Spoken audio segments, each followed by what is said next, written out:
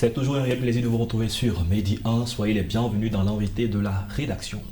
Les accidents de travail et les malades professionnels ou à caractère professionnel sont une problématique à laquelle aucun secteur n'échappe. L'employeur, quant à lui, a l'obligation de prendre les dispositions nécessaires pour garantir la sécurité et la santé physique et mentale de ses salariés. Que faire lorsqu'on a une maladie dite professionnelle ou quand survient un accident de travail? En Côte d'Ivoire, une fédération s'organise de mieux en mieux pour résoudre ces questions. On en parle dans cette émission. Nous recevons Koné Fantegué. Bienvenue sur le plateau de Medi 1. Ok, merci monsieur. C'est un réel plaisir pour moi.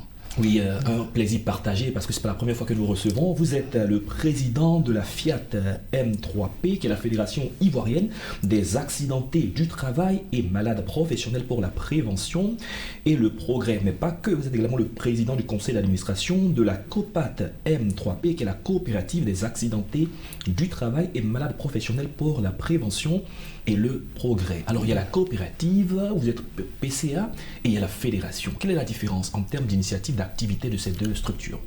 La fédération est une organisation aussi, une fêtière qui regroupe plusieurs associations, comme je l'ai dit tantôt.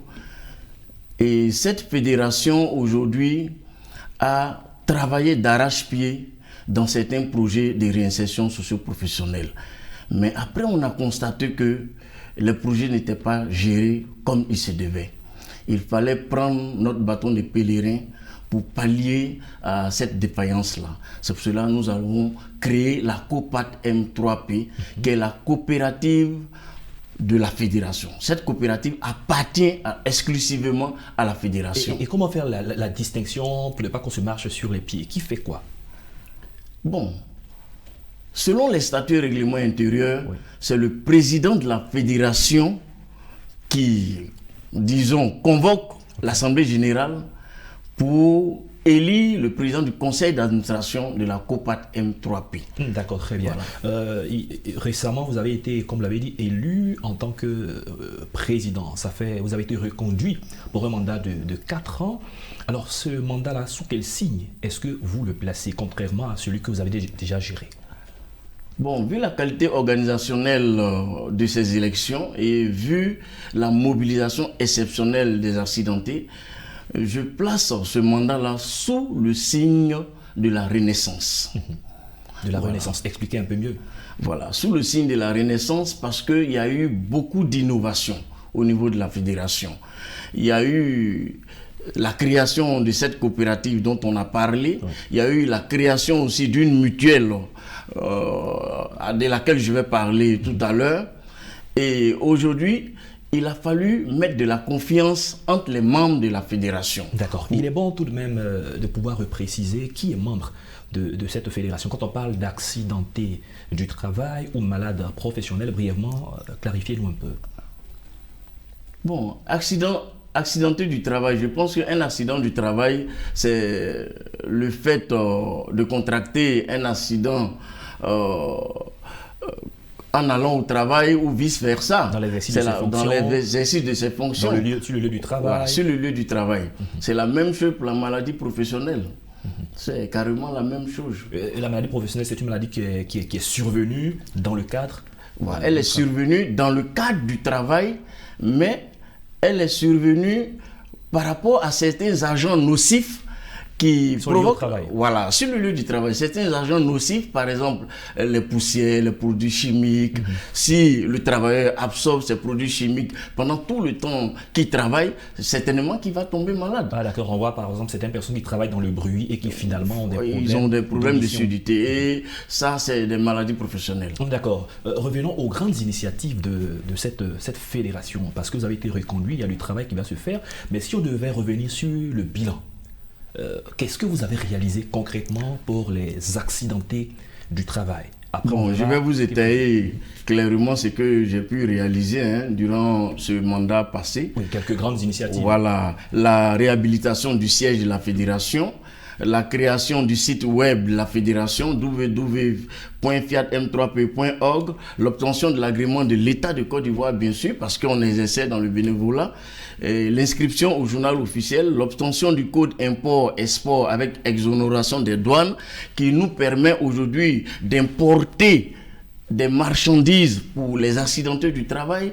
du matériel de construction aussi pour réaliser nos différents projets. Alors l'autre question, c'est de savoir comment les accidentés du travail et les malades professionnels se sentent vraiment concernés et touchés par la fédération et ses actions. Bon, aujourd'hui, il faut dire que l'engouement est tel qu'ils viennent massivement prendre leur carte de membre. Parce que en achetant la carte de membre, les accidentés sont aujourd'hui pris en charge par la fédération. Sur le plan social. Sur le plan social. Ils sont pris en charge.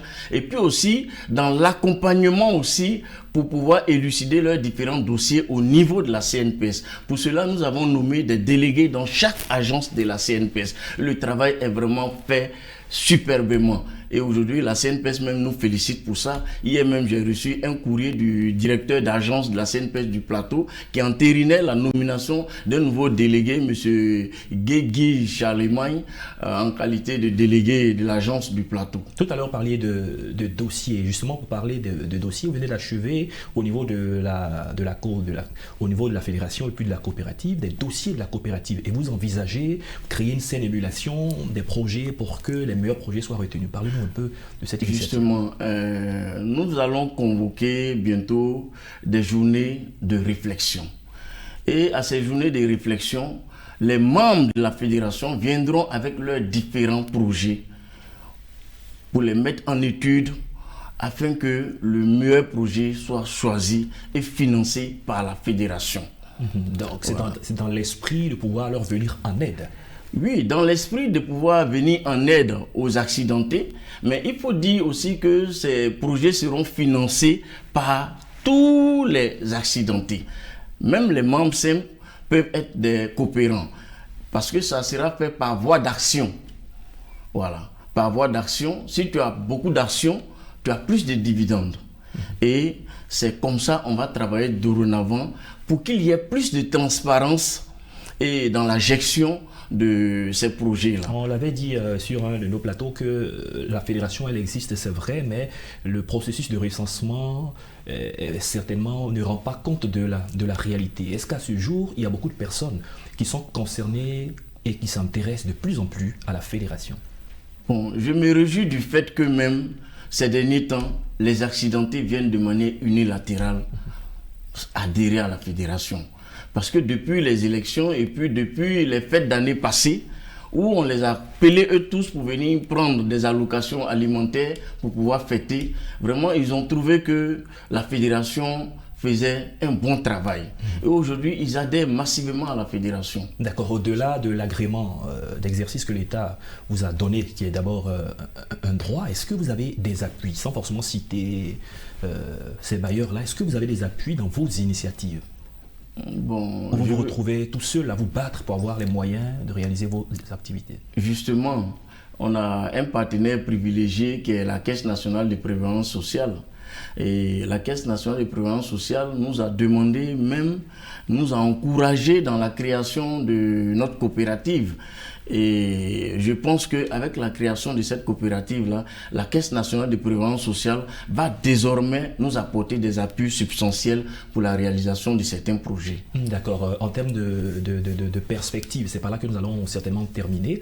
Les perspectives portées sur les adhésions massives des personnes qui sont concernées, donc des accidentés du travail, des personnes qui ont des maladies professionnelles et qui sont encore réticentes, qui sont à la maison, qui sont quelque part. Quelles sont les perspectives pour faire de ces personnes des adhérentes?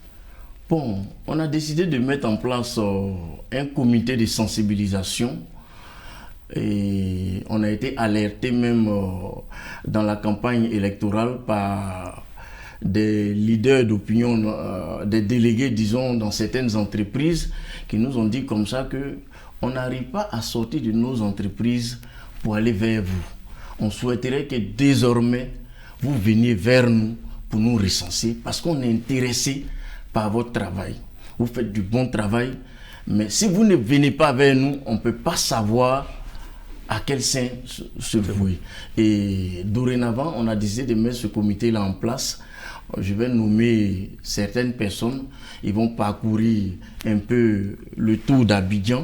On va commencer par Abidjan d'abord pour sensibiliser les accidentés du travail qui sont dans les entreprises. Sensibiliser aussi les chefs d'entreprise pour qu'ils puissent laisser les accidentés venir participer à la vie associative. D'accord, ça va être une sorte de collaboration entre les personnes concernées et les employeurs. Monsieur Koné Fantégué, nous sommes à la fin de cette émission. Je rappelle que vous êtes le président de la Fiat M3P et le président du conseil d'administration de la Copat M3P. Merci d'avoir accepté de répondre à nos questions. En tout cas, tout le plaisir pour moi. Merci beaucoup. Beaucoup de courage dans vos initiatives. Merci infiniment. C'est la fin de cette émission. Merci à tous de l'avoir suivi. Bonne suite de nos programmes sur Média.